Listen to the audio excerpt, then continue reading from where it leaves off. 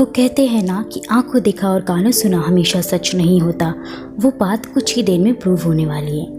माँ तो जन्नत होती है, बट इस स्टोरी में इतने ज़्यादा खतरनाक सीन दर्शाए गए हैं जिसे देख के आपके रोंगटे खड़े हो जाएंगे। अभी तक की सबसे ज़्यादा रहस्यमयी सस्पेंस क्रिएट करने वाली और दिल दहला देने वाली मूवी के बारे में मैं आपको आज बताने वाली हूँ। मूवी स्टार्ट करने से पहले आप सभी से एक छोटी सी दरख्वास्त है, प्लीज़ मेरे चैनल को लाइक और सब्सक्राइब कर दीजिए जिससे कि मुझे मोटिवेशन मिले और मैं और ज़्यादा वीडियोज़ आगे अपलोड कर सकूँ। स्टार्टिंग होती है 35 साल पीछे एक गुमनाम घर से, जिसके गार्डन में पड़े खिलौनों से साफ पता चलता है कि घर के लोग कहीं गायब हो चुके हैं, जिसमें छोटे बच्चे भी शामिल हैं। ये सब इग्नोर करते हुए बेबी सिटर घर में एंट्री लेती है। वो मिस्टर गैम्बल को आवाज़ लगाती है बट उसे रिप्लाई नहीं आता और उसे मिस्टर गैम्बल की फैमिली फ़ोटो मिलता है जिसमें मिस्टर गैम्बल के आँखों पर अजीब तरह से स्क्रैच किया होता है। रिप्लाई नहीं आने पर वो वापस जा रही होती है बट बेसमेंट से उसे कुछ आवाज़ें सुनाई देती हैं। नीचे जाकर देखती है तो वो दंग रह जाती है। लाइफ का सबसे भयानक मंजर उसकी आंखों के सामने होता है। एक माँ अपनी बच्ची को मारकर बहुत बुरी तरह से खा रही होती है। जब डरकर वो भागने की कोशिश करती है तो मिस्टर गैम्बल दरवाजे को लॉक कर देते हैं और सीन एक अजीब साइन के साथ में कट हो जाता है। दूसरी तरफ मूवी का लीड एक्टर बेन दिखाया जाता है, जिसे देखकर ऐसा लगता है कि वो पानी में डूब रहा है और मूवी प्रेजेंट टाइम से 5 दिन पहले दिखाई जाती है, जब वो अपने डैड के घर ट्रैवल करते दौरान झटके से उठ जाता है, जैसे पानी में डूबना और समय एक दूसरे के साथ कनेक्टेड हो। 17 साल के बेन के मॉम और डैड का डिवोर्स होने वाला है, जिस सिचुएशन को हैंडल करना उसके लिए काफ़ी मुश्किल हो जाता है। बिहेवियर से वो बहुत ज़्यादा सेल्फिश होता है, जिसे दूसरों की खुशी की चिंता बिल्कुल भी नहीं होती। बस सफ़र के दौरान एक ओल्ड वुमन उसके प्लास्टर पर बनी ड्राइंग एन और बी के लिए उसे लिटिल आर्टिस्ट कहकर उसकी तारीफ करती है। बेन इस टाउन में आकर खुश नहीं होता। वो अपसेट होता है क्योंकि यहाँ की लाइफ उसकी लाइफ के अकॉर्डिंग नहीं होती। जैसे कि उसके डैड के घर पे एक एलईडी नहीं होती, ना ही इस टाउन में घूमने के लिए अच्छी जगह होती है। और फिर उसे पता चलता है कि उसके डैड की एक गर्लफ्रेंड भी है जिसका नाम सायरा है। फिर यहाँ बेन की फ्रेंडशिप एक मैलरी नाम की लड़की से होती है जिसकी एक छोटी बहन भी है और उसका नाम लिली है। मैलरी उसी शॉप में काम करती है जहाँ की देखरेख की जिम्मेदारी बेन के डैड लिम पे है। वो बच्चों को बोटिंग सिखाती है और स्विमिंग भी। उनके अलावा बगल में टाई अपने rock and roll type wife एबी और अपनी 2 बच्चों के साथ समर टर्म वेकेशन स्पेंड करने के लिए उसी टाइम में उनका पड़ोसी बन के रह रहा होता है। एबी अपने बेटे डीलन के साथ जंगल में घूमने जाती है। डीलन के पास एक कैमरा भी होता है जिससे वो फोटोज ले रहा होता है। इसी बीच वो एक अनोन ट्री के पास पहुंच जाता है जिसमें एक केव का रास्ता भी है, जिसमें से डीलन को अपनी मॉम की आवाज़ सुनाई देती है। उसकी मॉम बात करते करते कहीं आगे निकल गई थी। उस ट्री पर अजीब सा साइन दिखाई देता है जो हमें मूवी की स्टार्टिंग में भी दिखा था। धीरे धीरे उसकी आवाज़ एक चुड़ैल की आवाज़ में तब्दील हो जाती है और केव से एक भूतिया हाथ बाहर निकल कर आता है। एंड मौके पर एबी वहाँ आ जाती है और डीलन जैसे ही टर्न करता है पेड़ गायब हो जाता है। यहाँ बेन अभी भी अपनी मॉम के टच में है। वो अपनी मॉम से कॉल पे बात कर रहा होता है कि उसकी मॉम कहती है आई मिस माई बॉयज़। उसकी मॉम बॉयज़ क्यों कहती है ये आपको क्लाइमेक्स में पता चल ही जाएगा, जिसे वो प्रॉपर्ली सुन नहीं पाता है क्योंकि मैरी वहाँ पे आ जाती है और अपने साथ उसे एक पार्टी में लेके जाने के लिए इनवाइट करती है, जिसके लिए वो तुरंत हाँ कर देता है क्योंकि अब उसे सायरा के साथ डिनर पे नहीं जाना पड़ेगा जो कि उसके डैड ने सायरा और बेन को मिलवाने के लिए अरेंज किया था। घर पहुंचने पे टाई को पता चलता है कि एक डियर अनजाने में एबी की कार के सामने आ गया था। क्योंकि डियर एक अच्छा मीट माना जाता है इसलिए वो उसे पकाने के इरादे से एबी उसे अपने घर ले आई। जब वो उसका पेट काटती है तो उसमें से बहुत ज़्यादा बदबू आ रही थी, मतलब कि डियर सड़ चुका था, जिसकी वजह से एबी उसे वहीं पे आधा काट के छोड़ दी। वहीं लेट नाइट पार्टी के दौरान मैलरी और बेन में बहुत ज़्यादा अच्छी दोस्ती हो जाती है। फिर जब वो उसके प्लास्टर पे अपना नाम लिखने जाती है तो उसे इनफ स्पेस नहीं मिलती और ऐसा वो क्यों कहती है ये भी आपको मूवी के क्लाइमेक्स में ही पता चलेगा। फिर रात को फुल मून के टाइम पे उस डियर में से एक अजीब सा भूतिया क्रीचर जैसी चीज़ रेंगते हुए बाहर निकलता है और एबी के बेसमेंट में जाके छुप जाता है। बेन आहट सुनते ही बाहर आता है और उसका पीछा करते हुए एबी के बेसमेंट के पास जाता है। तभी टाई वहां आ जाता है और उसे वापस जाने के लिए कहता है। और सुबह जब एबी अपने बेसमेंट के पास वाले गार्डन में टहल रही होती है तो वो नोटिस करती है कि गार्डन में सारे फ्लावर्स मुरझा गए हैं, मानो कोई काला साया उनके घर आ गया है। एबी का बच्चा रो रहा होता है जिसे देखने के लिए वो रूम में जाती है, बट वहाँ पे उसे लकड़ियों की गठरी मिलती है। इससे पहले कि वह टाई को इन्फॉर्म करती, क्रीचर उस पर अटैक कर देता है। वहीं बेन अपने घर से देखता है कि एबी अपने छोटे बच्चे को लेकर जंगल की तरफ जा रही होती है। जैसे ही वो उसके पीछे जा रहा होता है, उसके डैड आ जाते हैं, उसे रोकते हैं और उसे डांटते हैं कि वो बिना बताए उसने डिनर क्यों मिस किया। अगली सुबह टाई को देखकर ऐसा लगता ही नहीं है कि उसका बच्चा मिसिंग है। एबी अब अपना शिकार अपने बड़े बेटे डिलन को बनाने वाली है। डिलन अपनी माँ से काफ़ी डरा हुआ था क्योंकि जब टाई घर पे नहीं था तो वो अपनी माँ को काफ़ी वियर्ड पोजीशन में देखता है, अजीब तरह से अकड़े हुए। रात को जब काम खत्म होने के बाद बेन घर वापस आ रहा होता है तो सायरा उसे ड्रॉप करती है और बातों ही बातों में वो बताती है कि उसे मिल्क प्रोडक्ट से एलर्जी है। जब बेन अपने घर पे पहुंचता है तो वो अपने बेडरूम में डिलन को छुपा हुआ पाता है, जो कि अपनी माँ से डरकर छुप गया था। डिलन की इस हालत को देखकर बेन को उसकी फैमिली पे शक होता है।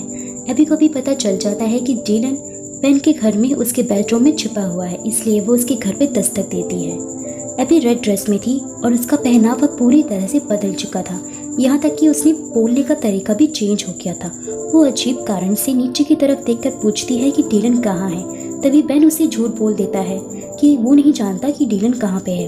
अब एबी को गुस्सा आता है और वो उसका दूसरा हाथ तोड़ने की धमकी देती है। तभी टाई वहाँ पे आ जाता है और अपने डैड की आवाज़ सुनकर डिलन ऊपर से नीचे आ जाता है और वो अपने डैड के साथ घर चला जाता है। रात को वो अपने डैड को वार्न करता है, लेकिन उसके डैड उसे उसका बचपना समझकर नज़रअंदाज कर देते हैं। अब टाई सोने से पहले अपने घर में एक रूम देखता है जो कि पूरा खाली था।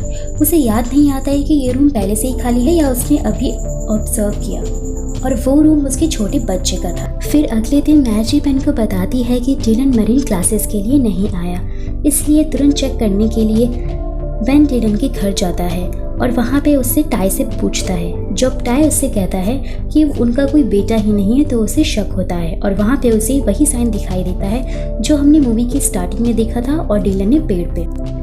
और बेन के उस माँ को इंटरनेट पे सर्च करने के बाद ही मूवी का पहला प्लॉट रिवील होता है। तो यहाँ हमें ये समझ आता है, मिथोलॉजिकल इतिहास के अनुसार ये माँ किंग एक चुड़ैल यानी कि डार्क मदर उस घर पे बनाती है जो उसे पसंद आ जाता है। इनका जन्म एक शापित पेड़, पत्थर और पेड़ की जड़ों से होता है जो बच्चों को खाकर अपनी प्यास बुझाता है और नमक इनके लिए तेजाब होता है। ये सिर्फ औरतों के शरीर में घुसकर रहते हैं, उनकी सोल को खाते हैं और ज़्यादा दिनों तक किसी भी इंसान के शरीर में नहीं रह सकते क्योंकि सोल को खाने के बाद शरीर मर जाता है और सड़ने लगता है। मूवी में ऐसा ही एबी के साथ हो रहा था। ये सब जानने के बाद बेन मैलरी को सब कुछ बताता है। फिर मैलरी एक नोट एबी के घर पे ड्रॉप करती है जिसमें उसने लिखा होता है कि हमें पता है कि तुम्हारे बेसमेंट में क्या है। जिस नोट को टाई पढ़ लेता है और वो खुद चेक करने के लिए जाता है, बट उस टाइम पे वहाँ पे एबी आ जाती है और उसे रोक देती है। वो उसके कान में कुछ कहती है। उसी टाइम पे उसके कान से काला खून निकलने लगता है और टाई ज़ॉम्बी की तरह वहाँ पे फ्रीज हो जाता है। एबी ने मैलरी को नोट डालते हुए देख लिया था और बेन को उनकी जासूसी करते हुए भी। फिर बेन सच का पता लगाने के लिए एबी की बेसमेंट में जाता है जहाँ उसे पेड़ की जड़ों से बना हुआ एक डोमेनिक स्ट्रक्चर मिलता है जिस पर डियर स्कल लगा हुआ होता है और आसपास उन सभी फैमिलीज की फोटो लगी हुई होती है जिन्हें उस क्रिएचर चुड़ैल ने अपना शिकार बनाया था। वो शैतान फैमिलीज के प्रोटेक्टर को की मेमोरी को मिटाकर उनके फैमिली के बच्चों को अपनी केव में ले जाकर खाता था। वही बेन की नज़र एबी की फैमिली की फ़ोटो पे पड़ती है जिसमें टाई की आंखों पे एक अजीब सा स्ट्रेच मार्क होता है। फिर उसकी नज़र मैलरी की फैमिली फ़ोटो पे भी पड़ती है जिससे बेन को पता चल जाता है कि अब एबी का अगला शिकार मैलरी की छोटी बहन लिली है। वो मैलरी को कॉल करता है और उसे सच बताता है, बट जिस बात का डर था वही होता है। मैलरी कहती है कि उसकी कोई छोटी बहन नहीं है। वहीं पे एबी लिली को लेकर जंगल की तरफ जाती है। फिर बेन उनका पीछा करता है और उसे बचाने की कोशिश करता है। हाथापाई में उसका सर पत्थर से टकरा जाता है और वह बेहोश हो जाता है। जब वो होश में आता है तब पेट गायब हो चुका था। बेन के डैड जब उसे क्वेश्चन कर रहे होते हैं तो उसके रिप्लाई में वो कहता है कि वो उनकी बेसमेंट में इसलिए गया था क्योंकि एबी ने अपने बच्चों को मार के खा लिया है, जिस पर उसके डैड बिल्कुल भी यकीन नहीं करते। फिर किचन में सायरा जब बेन को दिलासा दे रही होती है तब बेन नोटिस करता है कि सायरा अपनी कॉफ़ी में मिल्क मिला रही है, जबकि उसे तो मिल्क से एलर्जी है। उसका शक यकीन में तब बदलता है जब पास में रखा हुआ फूल मुरझा जाता है। तभी बेन समझ जाता है कि उस चुड़ैल ने अब सायरा की बॉडी पे कब्जा कर लिया है और वो उस पर नमक से वार करता है, जिससे कि वो अपने असली रूप में बदलने लगती है। जैसे ही वो उस पर अटैक करने वाली होती है, बेन एन मौके पे उस पे चाकू से वार कर देता है। सायरा को घायल देख के बेन के डैड वहाँ पे आते हैं और पुलिस वाले बेन को उठाकर वहाँ से ले जा रहे होते हैं। फिर वो देखता है कि सायरा पुलिस ऑफिसर के कान में कुछ कह रही थी, जिससे वो डर जाता है। वो डैड को बोलता है कि ये सायरा असली सायरा नहीं है, पर तब तक ऑफिसर्स आके उसे ले जाते हैं। वो उसे पुलिस स्टेशन की जगह एक सुनसान बीच में लेकर जाते हैं और उसे मारने की कोशिश करते हैं। तभी एक डॉग आकर पुलिस ऑफिसर को काट लेता है और उसकी कॉन्शियस थोड़ी थोड़ी वापस आने लगती है और पुलिस ऑफिसर खुद को ही शूट कर लेता है। फिर बेन के डैड फाइंड आउट करने के लिए कि वो कितना सच बोल रहा है, एबी के बेसमेंट में पहुंचते हैं। दोस्तों वहां पहुंच के उनके होश उड़ जाते हैं, क्योंकि वो देखते हैं कि चुड़ैल अभी के शरीर को फाड़ कर निकली होती है और टाई ने काले जादू की वजह से आत्महत्या कर ली थी। और उन्हें वहीं टाई की फैमिली फोटो के साथ साथ अपनी फैमिली फोटो भी मिलता है, जहाँ पे उनकी आईज पे स्क्रैच होती है। तभी पहुंचे सायरा डियर का स्कल पहन के वहाँ पे आती है और पीछे से उन पे वार करती है। एक्सीडेंटली उस जगह में आग लग जाती है। जैसे ही सायरा के अंदर बसा हुआ क्रीचर उनको मारने की कोशिश करता है, बेन आके अपने डैड को बचा लेता है। जब घर जल रहा होता है तो बेन की फैमिली फोटो का रहस्य खुलता है और गाइस यहाँ पे मूवी का क्लाइमैक्स रिवील होता है, जिसका आप सभी बेसब्री से इंतजार कर रहे थे। हमें पता चलता है कि बेन का एक छोटा भाई भी है। उस क्रिएचर यानी कि चुड़ैल ने बेन के माइंड से उन सभी चीज़ों को निकाल दिया था जो कि उसके भाई से रिलेटेड थी। फिर बेन को याद आता है कि उस दिन बस में ओल्ड वुमन ने लिटिल आर्टिस्ट कह के उसकी नहीं बल्कि उसके छोटे भाई निथिन की तारीफ की थी, और इसलिए मैलोडी को पार्टी के दौरान बेन के प्लास्टर पे ड्रॉ करने के लिए इनफ स्पेस नहीं मिल रही थी, क्योंकि निथिन ने पहले ही ड्राइंग करके प्लास्टर को पूरी तरह से भर दिया था, जो कि बेन को बिल्कुल भी याद नहीं था। वहीं आपको याद होगा कि बेन की मॉम ने आई मिस माई बॉयज कहा था, क्योंकि उन्होंने वहाँ पे बेन और निथिन दोनों की बात की थी। और वहीं जब सायरा के साथ बेन ने डिनर मिस किया था, तब टेबल पे हमने 4 प्लेटें देखी थी, यानी कि निथिन भी वहीं पे बैठा हुआ था। और पॉसेस एबी जब डिलन की खोज में उनके घर आती है, तब वो नीचे देखकर निथिन से ही बात कर रही थी, उसी से सवाल पूछ रही थी। सो गाइस, आपको याद होगा कि स्टार्टिंग में इसलिए मैंने कहा था कि हमेशा आंखों देखा और कानों सुना सच नहीं होता।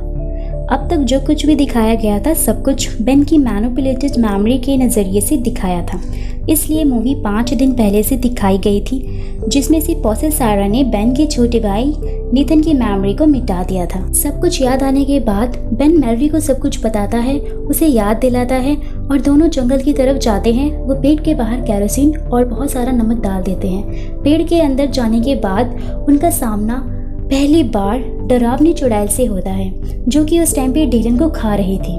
लकीली निथिन और लिली जिंदा होते हैं, जिन्हें वो जैसे तैसे करके बाहर निकाल लेते हैं। उसी बीच चुड़ैल बेन के पैर को पकड़ लेती है और एन मौके पे बेन के डैड आ जाते हैं फुल स्पीड में कार से और उस पर कार चढ़ा देते हैं और वो सब मिलकर ट्री को जला देते हैं। और कुछ दिनों के बाद जब वो टाउन छोड़ के जा रहे होते हैं तो मेलोडी बेन को एक फ्लावर देती है और उसे गुड बाय कहती है और कहती है कि मुझे कभी मत भूलना। टाउन से बाहर जाते हुए बेन नोटिस करता है कि मेलोडी ने उसे जो फ्लावर दिया है वो असली नहीं है, प्लास्टिक का है। फिर वो सोचता है कि कहीं चुड़ैल का अगला शिकार मेलोडी तो नहीं है। तभी लास्ट शॉट में मेलोडी को दिखाया जाता है, जिसमें वो कुछ बच्चों को लेक के बीच में लेकर जाती है और उसका फेस एक्सप्रेशन बहुत ज़्यादा क्रिपी होता है। यही मूवी का दी एंड हो जाता है। सो फ्रेंड्स, अगर आपको ये मूवी पसंद आई तो प्लीज़ मेरी वीडियोज़ को लाइक और सब्सक्राइब करना ना भूलें।